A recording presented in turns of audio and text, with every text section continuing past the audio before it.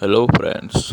हमारी दुनिया में करोड़ों की संख्या में लोग रहते हैं, लेकिन इन्हीं के बीच छोटी छोटी बीमारियां भी रहती है जो कि हमारे साथ ही पलती है और हमारे साथ ही मरती है।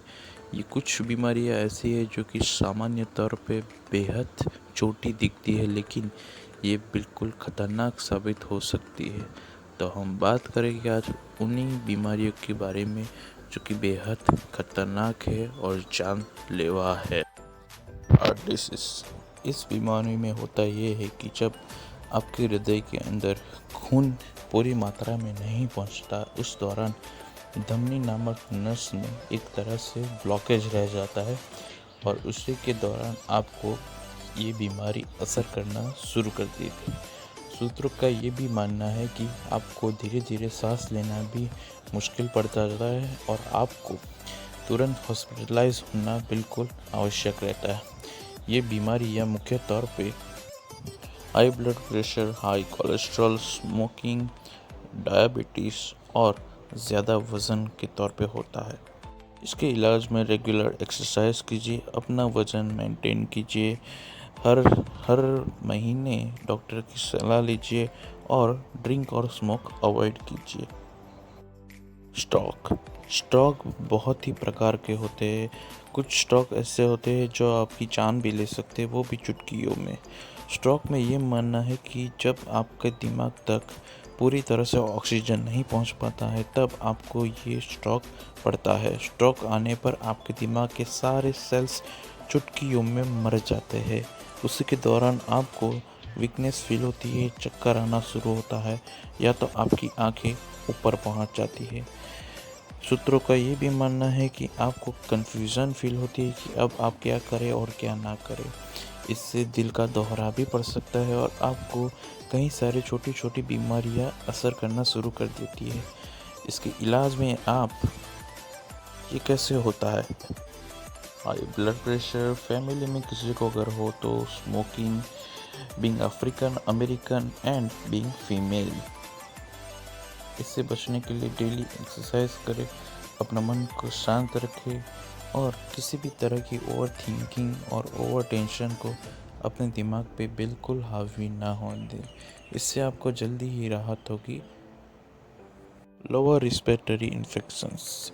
इस दौरान होता ये है कि आपके फेफड़ों में कुछ बैक्टीरिया अंदर जम जाते हैं। उसके दौरान आपको सांस लेने में तकलीफ होती है, आपके फेफड़े कमज़ोर हो जाते हैं और वो इनहेल और सांस अंदर लेने के लिए क्षमता प्राप्त नहीं कर पाते।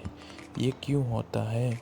जब आपको इन्फ्लुएंजा और फ्लू हो, न्यूमोनिया हो, ब्रोंकिटिस हो, कोरोना हो, ट्यूबरक्यूलोसिस हो, तब इसके इलाज के लिए बेहतर रही है कि आप एक्सरसाइज करें, स्मोकिंग अवॉइड करें, ज़्यादा भीड़ भाड़ वाली जगह पे ना जाए, अस्थमा जैसी बीमारियों का जल्द से जल्द इलाज करें और स्वस्थ रहे। COPD। ये बीमारी ज़्यादातर जो लोग ज़्यादा स्मोक करते हैं, जो लोग धूम्रपान के सेवन को ज़्यादा इस्तेमाल करते हैं, उन्हीं लोगों को ये जल्दी से जल्दी होता है। ये किसी फैमिली हिस्ट्री या किसी भी बैकग्राउंड को नहीं देखता। ये आपके लंग्स को सीधा असर करता है और इसे जल्द से जल्द मिटा देता है। ये इसलिए होता है क्योंकि स्मोकिंग से, लंग इरिटेशन से, ड्रिंक से और जहाँ पे आप केमिकल वर्क करते हैं उसी से। इसके इलाज के लिए आप खुली जगह पर ज़्यादा जाए, जहाँ पे आपकी एटमॉस्फेयर पूरी तरह से स्वस्थ हो। एक्सरसाइज करें, ब्रीथ करने की एक्सरसाइज सबसे ज़्यादा करें, यही आपके लिए फ़ायदेमंद रहेगी। रिस्पिरेटरी कैंसर यानी कि एक तरह से एक अगला स्टेप है, जो कि जब ज़्यादा से ज़्यादा ये बढ़ जाता है तब ये होना बिल्कुल जायज़ है। ये तब होता है जब आपके अंदर स्मोकिंग की मात्रा ज़्यादा हो जाती है। ये कैसे होता है ये हम देखते हैं। ज़्यादातर ये स्मोकिंग से, तंबाकू से, ड्रिंक से और केमिकल फैक्ट्री में काम करने से होता है। इसके इलाज के लिए आप फिर एक्सरसाइज कीजिए। एक्सरसाइज आपके लिए बेहद ज़रूरी है, आपके बॉडी को पूरी तरह से स्वस्थ रखने के लिए, क्योंकि एक्सरसाइज से आपका फेफड़े के अंदर की जो ऑक्सीजन है वो बेहद अच्छी मात्रा में पहुंच पाती है।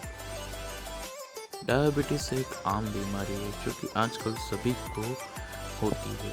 डायबिटीज़ में होता ये है कि आपका पैंक्रियास ज़्यादा मात्रा में इंसुलिन नहीं दे पाता है।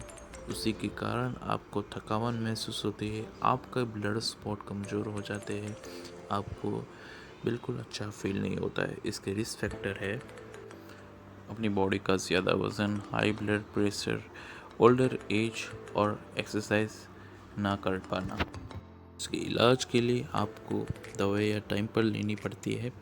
आपको अगर बीमारी होती है, अगर आपको फीवर रहता है तो आपको टाइम टू टाइम डॉक्टर के चेकअप के लिए अगर डॉक्टर के पास जाना बिल्कुल ज़रूरी है। इसे बिल्कुल अवॉइड मत कीजिए। अल्जाइमर एक बहुत ही खतरनाक बीमारी है। ये बीमारी आपकी काफ़ी सारे सेल्स और आपके काफ़ी सारे विचारों को तोड़ के रख देती है। इससे आप कई सारी चीज़ें धीरे धीरे भूलना शुरू कर देते हैं। ये कैसे होता है? जब आपकी उम्र 65 से ज़्यादा हो, फैमिली में किसी को हो, अनहेल्दी लाइफस्टाइल हो जाती है, लॉस ऑफ मेमोरी और प्रीवियस हेड ट्यूमर हो। इसके इलाज के लिए आपको मेडिटेशन बहुत ज़रूरी है। दिमाग को शांत रखना बेहद ज़रूरी है। किसी भी तरह का फ्रस्ट्रेशन और किसी भी तरह का हाइपरटेंशन लेना बिल्कुल अनिवार्य है। अपने आप को जितना हो सके इतना लोगों से दूर रखें ताकि लोगों को परेशानी ना हो। यही आपके लिए बेहतर है। डायरिया एक तरह से हमें दस्त के रूप से भी जाना जाता है। डायरिया बीमारी में जब आपके पेट में फ्लू हो जाता है उस दौरान ये बीमारी होती है। उस दौरान होता ये है कि आप पूरी तरह वीक हो जाते हैं। आपको 2-3 दिन तक बहुत ज़्यादा टॉयलेट लगती है और आपको पूरी तरह वीक कर देते हैं। इसके इलाज में आप बिल्कुल देरी मना करिए और इससे आयु वर्ष में भी बहुत ज़्यादा फर्क होता है। इसके सूत्रों के अनुसार इससे बीमारी होने वाले लोग बेहद ज़्यादा है और इसे बिल्कुल नॉर्मली ना लीजिए। इसके इलाज के लिए साफ़ पानी पिए, हाइजीनिक फूड ले, फास्ट फूड को अवॉइड कीजिए, मसाला फूड को अवॉइड कीजिए और एरिया को सैनिटाइज कीजिए। ट्यूबरक्यूलोसिस, इस बीमारी को टीबी के नाम से भी जानते हैं, जो कि बेहद खतरनाक है, जिसने आज तक 1.3 मिलियन लोगों को मौत के घाट उतारा है। ये एक सामान्य तौर पे बेहद खतरनाक चीज़ है, जिसे बचने के लिए अपना डायबिटीज़ कंट्रोल करें, क्राउड से अवॉइड रहे, फ्रेश एयर को अपने अंदर ले और रेगुलर मेडिकल ट्रीटमेंट ले। क्रियोसिस यानी कि जब हमारा लीवर बिगड़ जाता है तब ये बीमारी होती है। इस बीमारी से बचने के लिए अवॉइड अल्कोहल, अवॉइड तंबाकू, अवॉइड फैट फूड और एक्सरसाइज करके अपने आप को हेल्दी रखिए और चुस्त रखिए। इसी के साथ हमने सभी बीमारियों की चर्चा की। विशेष रूप से हम यही बात कहना चाहेंगे कि आप अपनी तंदुरुस्ती को एक्सरसाइज करके या किसी भी माध्यम से स्वस्थ रखें, क्योंकि ये बीमारियां भले ही आपको नॉर्मल लगती हो लेकिन ये कभी भी आपकी जान ले सकती है। इसी के साथ मैं आपको धन्यवाद कहता हूँ। Thank you so much. Please like, subscribe, share and thank you very much.